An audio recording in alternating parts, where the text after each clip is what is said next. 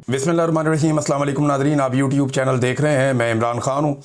Nadreen, Suhail Afridi से एक सवाल किया था कराची में एक सहाफ़ी ने गुज़िश्ता रात को, और बहुत लेट नाइट ये सवाल हुआ था। सवाल ये किया गया कि DGISPR का एक स्टेटमेंट है और उन्होंने कहा कि जी पाकिस्तान तहरीक-ए-इंसाफ पर दहशतगर्द हमला क्यों नहीं करते या उन पर दहशतगर्द हमला नहीं करते। इस पे सुहेल आफरीदी ने DGISPR के इस बयान पर बड़ा टका कर जवाब दिया। सुहेल आफरीदी ने कहा, जनाब के पाकिस्तान जब से बना है 1947 से लेकर 2025 तक, ये किसी भी सरकारी मुलाजिम का सबसे बड़ा झूठ है। यानी ये क्या चाहते हैं कि हमें दहशतगर्दों से मरवा दिया जाए। उन्होंने इसे एक नीच हरकत करार दिया। उन्होंने कहा कि हमें तो लगा था कि ये दहशतगर्दों से लड़ेंगे और दहशतगर्दों को ख़त्म करेंगे, लेकिन ये तो हमें उनके आगे फेंक रहे हैं। हमारे लोग शहीद भी हुए हैं, जख्मी भी हुए हैं, लगातार कुर्बानियां दे रहे हैं, हमारा बहुत नुकसान भी हुआ, लेकिन इसके बावजूद इस किस्म का तर्ज अमल। तो उन्होंने काफ़ी मजम्मत की DGISPR के इस बयान की। अब देखें ना, एक सवाल पैदा होता है कि क्या कोई शख्स अगर इमरान खान को फॉलो करता है, या कोई शख्स इमरान खान के नज़रिए को पसंद करता है, या कोई शख्स पाकिस्तान तहरीक-ए-इंसाफ को वोट डालता है, तो वो पश्तून कौम का हिस्सा नहीं रहेगा। सवाल है ना पूछने वाला कि क्या अगर कोई पश्तून पाकिस्तान तहरीक-ए-इंसाफ को ज्वाइन कर लेता है या उसकी हमायत करता है या उसे वोट डालता है, तो क्या वो पश्तून कौम का हिस्सा नहीं रहेगा? क्या वो पाकिस्तानी नहीं रहेगा? क्या उसका खून जो है वो बाकियों की तरह नहीं होगा? तो ये ख्वाहिश का इजहार क्यों किया गया कि मार दिया जाए पाकिस्तान तहरीक-ए-इंसाफ के लोगों को, और इनके ऊपर हमले क्यों नहीं होते? इनके ऊपर हमले होने चाहिए। इसी तरह का एक सवाल के जवाब में सुहेल आफरीदी ने यह भी कहा, अफगान पॉलिसी में जब बात हो रही थी, महाजरीन को निकालने पर जब बात हो रही थी, तो सुहेल आफरीदी ने बड़ा कैटेगोरिकली कहा। उन्होंने कहा जी ये गुड अफगान और बैड अफगान नहीं होना चाहिए मामला। देखिए, पाकिस्तान के अंदर ना शुरू से एक प्रॉब्लम रहा। यही प्रॉब्लम पाकिस्तान से अमेरिका को भी था कि पाकिस्तान हमेशा डबल गेम करता रहा। ये पाकिस्तान की एजेंसियां, पाकिस्तान के इदारे हमेशा एक दोहरी गेम खेलते रहे। वो तालिबान के साथ लड़ाई में भी जाते थे और सेम टाइम में तालिबान के गिरोह इनके दोस्त भी होते थे। तो गुड तालिबान और बैड तालिबान के साथ मिलकर ये करते थे। गुड तालिबान वो थे जो इनके हामी थे और इनके दुश्मनों को मारते थे, या इनके मफादात के लिए काम करते थे, या इनके कहने पे किसी जगह पे जाकर बैठना है तो बैठ जाते थे।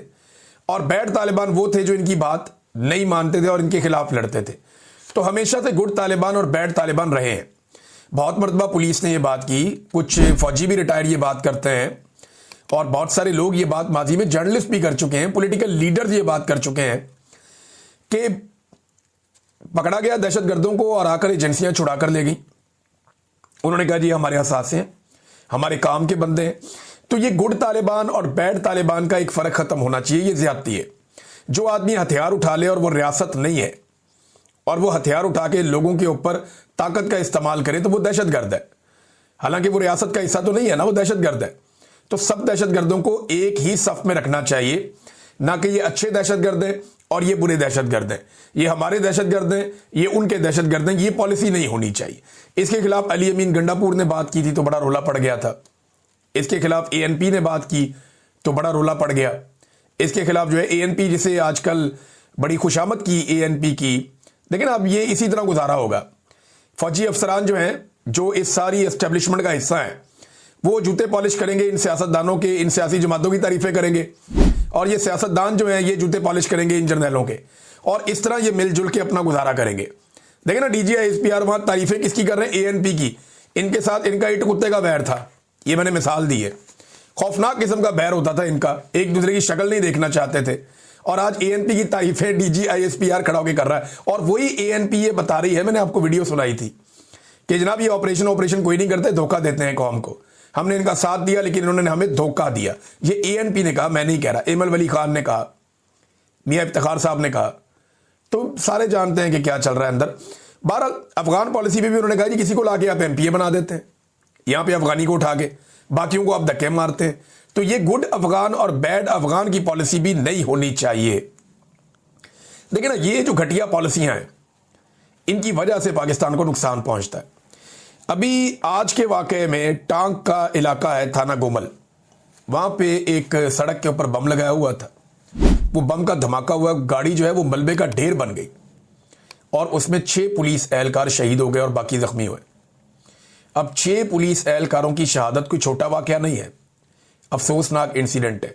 रोजाना की बुनियाद पे फौजी शहीद होते हैं, रोजाना की बुनियाद पे सिविलियंस बहुत बड़ी तादाद में शहीद होते हैं, रोजाना की बुनियाद पे पुलिस वालों की शहादतों की इतला आती है, सबसे ज्यादा निशाना पुलिस वाले बनते हैं। तो इस लड़ाई के अंदर हमें धकेला किसने, इन दहशतगर्दों को ट्रेनिंग किसने दी, इनको पाकिस्तान में लाया कौन? लेकिन अब इतना खून बह रहा है, इतना कत्लेआम हो रहा है, कम से कम उन जर्नैलों को तो पूछे जो इन दहशतगर्दों को लेकर आए, जिन्होंने ये पॉलिसी बनाई और जो इनको रास्ता देते रहे थे, सेफ पैसेज इनको लेकर आए, लाकर पाकिस्तान में बसाया। जनरल बाजवा को, जनरल नदीम अंजुम को, जनरल फैज हमीद को, इन लोगों को लटकाए ना लाके, इनको पूछे, इनका एहतसाब होना चाहिए कि तुम क्यों दहशतगर्दों को पाकिस्तान में लेकर आए। आज वो फौजियों का खून बहा रहे हैं, पुलिस वालों का खून बहा रहे हैं और बड़े पैमाने पर सिविलियंस का खून बहा रहे हैं, बच्चे कत्ल हो रहे हैं। तो इस सारी सूरत हाल में क्या कभी किसी जर्नैल से पूछ होगी? ये उठा के जेल में बैठे हुए एक आदमी के ऊपर सारे इल्जाम, और पहली और दूसरी जंग अजीम भी उसी पे डाल दो भाई। तुम कोई आपको कब्ज हो जाए ना, वो भी इल्जाम आप उस पर डाल दें, जनाब उसकी वजह से हो रही है। कोई तो जिम्मेदारी आप ले, मुल्क के स्याह और सफेद के मालिक आप हैं और गुनाह सारे सियासतदानों ने किए हुए हैं। ये तो मानने वाली बात ही नहीं है। तो इन्हें सख्त तरीन सजाएं होनी चाहिए।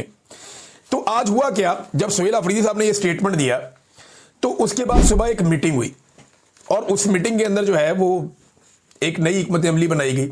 आज दिन के वक्त एक मीटिंग हुई है पहले पहर में, और उसमें जनाब इदारे के लोग बैठे, उन्होंने एक नई हिकमत अमली बनाई और उन्होंने कहा जी कि कराची के अंदर एक तो बहुत तबाही फिर गई, लोग कैसे निकल आए इतनी बड़ी तादाद में, तो इसको भी जरा थोड़ा डाउन प्ले करना है।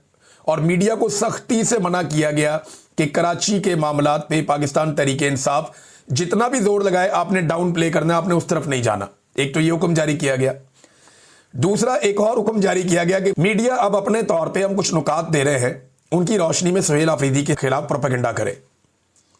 तो चंद पॉइंट्स बनाए गए और वो पॉइंटर्स बना के ऑफिसर्स के हवाले कर दिए गए और उन ऑफिसर्स ने उन पॉइंटर्स को वज़रा को भेज दिया और साथ में भेज दिया मीडिया हाउसेस को। अब क्योंकि मैं तो मीडिया का आदमी हूं, उन्हें कोई चीज मौसूल होती है तो हमें पता चल जाता है कि मीडिया को आज ये चीज मिली है। तो जनाब हुआ ये कि पाकिस्तान का सारे का सारा मीडिया को, समा, एक्सप्रेस, जीएनएन, पता नहीं कौन कौन से 92 और पीटीवी और सारे एक ही वक्त में एक ही तरह की कवरेज शुरू कर दी उन्होंने। कोई धमाका नहीं हुआ, कोई इंसिडेंट नहीं हुआ। गुज़िश्ता रात को वज़ीर आला ने एक बयान दिया था, उस बयान का जवाब आप देखें ना, कैसी अजीब बात है। अचानक सारे के सारे चैनल्स के एडिटर्स बैठे हुए थे, सबके दिमागों में अचानक एक ख्याल आया, सबके दिमागों में जो ख्याल आया उन्होंने कागज पे लिखा एक जैसा। अब तक के लिए इतने, अपना ख्याल रखिएगा, अपने चैनल का भी। अल्लाह हाफ़िज़।